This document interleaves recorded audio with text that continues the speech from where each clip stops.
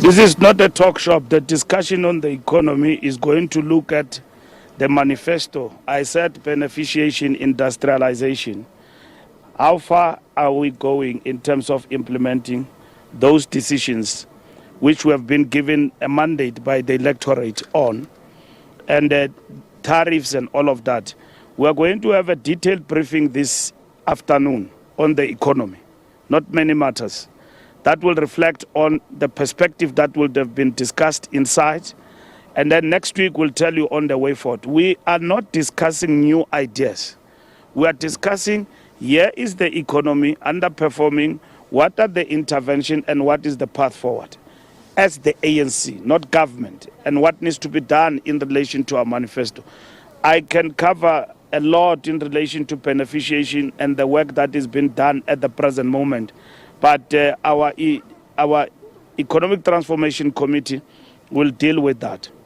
On the question of the SACP, we're going to discuss the SACP in relation as a perspective in terms of what is the ANC view on this matter. We've had the bilateral with the Communist Party. We've heard them what they say. We're going to report back here. And then we're going to sharpen our perspective, because this thing of contesting elections by the SACP is new in the context of the alliance. The National Executive Committee is seized with this matter and must give guidance to the lower structures and the membership as a whole. So we can't leave this meeting with ambiguity. We need to give direction. We have not arrived at the decision of dislocating ourselves from the SACP. Neither has the SACP done that. The SACP took a decision, but its implication in terms of the alliance are huge. And you know that as the ANC, we are opposed to that. So in this meeting, we are going to be tabling, we have met with the SACP, and what then do we need to do as the ANC with regard to the response we are getting from the SACP, which in the main, it is the response that says no retreat, no surrender. We are moving ahead. We have had a by-elections 2 weeks back in Seshego. SACP fielded a candidate. And therefore, it is going to be like that going forward. Our structures on the ground are asking, what should be our attitude in relation to this? The National Executive Committee will have to process these matters. Also, post the NEC, we still have got an outstanding bilateral to finalize these matters with the Communist Party. But we will be having now a clear mandate also from the NEC to say that with regard to these decisions, we think these are options and that are on the table, and so on and so on. So we are going to deal with that matter here today and give guidance to the structures, and that's what is important. And then Integrity Commission, we are going to get reports. There are about 2 reports that are going, there are 2 reports, not about, 2 reports that will be presented by the Integrity Commission. And Mkhwanazi is not part of those reports. And then we will report to you about the NEC decision on those reports once they are presented and they are discussed.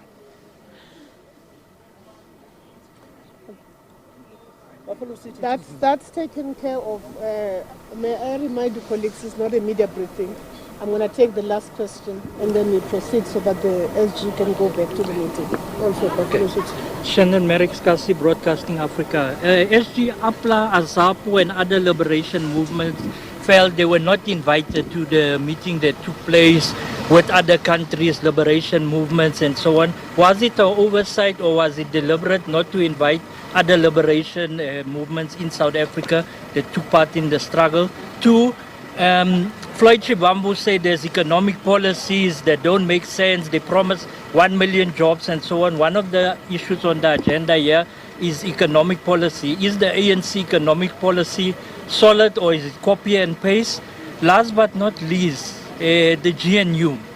Kenny Kunene has been removed from the city of Joburg because he was close to convicted or somebody that's charged for murder and so on. There is a big possibility that leaders of power will be charged for murder in some of these cases. How do you deal with that as the ANC? Because the ANC has a step-aside policy, but it went into a GNU with convicted criminals, and some of these people might be charged as part of the current turmoil now in the murder in our country. Thank you. We have always said this, that the ANC have taken steps as a political party based on our own experience. As the ANC, over the years, we have had a position that says, let's respect the jurisprudence. No one is above the law. We are all equal before the law. Anyone is innocent until proven otherwise, which is at the principles of our jurisprudence that everyone who's charged before any court of law is subjected to. But the ANC, as a political party, took a decision in its conference that to enhance an anti-corruption image as a party is not enough to restate jurisprudence. We must then include in this fight that members of the ANC at all levels who are affected, they must step aside and face the music on their own. That's what we have done. No political party in this country have got a practice of that nature. And we are proud of what we have done. We've got many people in the ANC today who are on the step aside. Some of the ANC people and members have been convicted, and some are convicted criminals. Once you are on a step aside, you are convicted, you move from step aside to facing disciplinary challenges in the ANC and then being put aside. That's what the ANC is doing. We keep restating this, and we are restating it. We may not speak for other political parties. We did not go into a GNU with convicted criminals. It is South Africans that voted for the PA. It's not the ANC. And then it is South Africans that said they want the PA. It's not the ANC. It is South Africans that must define their attitude towards other political parties, not the ANC. We cannot speak for other parties. The ANC will speak for itself. Our president penned a letter that says we are accused, number one.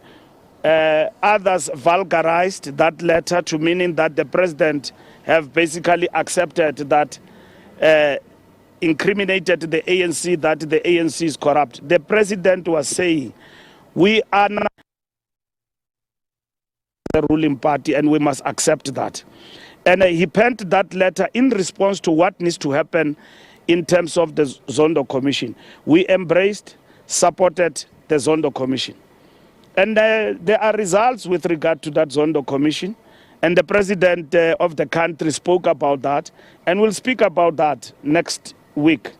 And have we arrived at a point where in which we are happy about our image as a party that is characterized as corrupt? We are not. And it means we have not arrived at the point where in which anyone can say the ANC is serious about fighting corruption. But there are measures that are tangible, that are being implemented, that have affected individuals in the party quite decisively. We can't speak about other political parties and their attitudes towards the economy because they've never governed anyway. And they've just been paper tigers, and that is it. So it's not of importance for us to speak about others. Let's talk about what we do. It is for them to speak about us because they've got nothing to talk about. They've never governed anywhere. The ANC governs. The ANC leads. ANC lives. It is the ANC that must give answers to the questions that are complex that face us as South Africans in terms of the economy. And that is why the economic agenda of this country is important for the ANC. And that is what we're going to discuss today. This afternoon we'll give you an elaborate, not just a perspective, ANC intervention in terms of the economic trajectory and the path forward. Because that is what is important. The most important question before us is the performance of the economy. And that's what is important. Mbalula, lastly, just the motion of no confidence that has been tabled by your councillors in Buffalo City against Mayor Princess Fakusores Mahlengo. No, there is no motion of confidence. It's anarchy. What has happened at Buffalo City, it is anarchy because those comrades in Buffalo City have got no respect for the ANC. We wrote to them, we wanted an answer by yesterday, 3 o'clock, as to what happened there. I don't know, maybe we will receive it. But we are going to intervene in Buffalo City, including that anarchy that happened there. The ANC, even if people can have issues about the mayor and all of that, that's not the way to address matters. To go to a council where we've got overwhelming support and do what they did there. They are a law unto themselves, and that's what is important. Nobody is protecting the mayor, because we've got to deal with evidence of the performance of the whole council. And we're going to attend to that as the National Executive Committee, and also with that province of the Eastern Cape. But the behavior of our comrades projecting the ANC in tatters, projecting the ANC as a lawless organization that have got no self-respect of itself, and the mandate that it has been given by the people, it's not just a cause of concern. It has brought the organization into disrepute. No one is above the organization. No one is above the organization. The matter of Buffalo City is on our agenda. And the challenges that arise out of that city are going to be discussed in this meeting on Sunday. Local government intervention about what is happening in Buffalo City.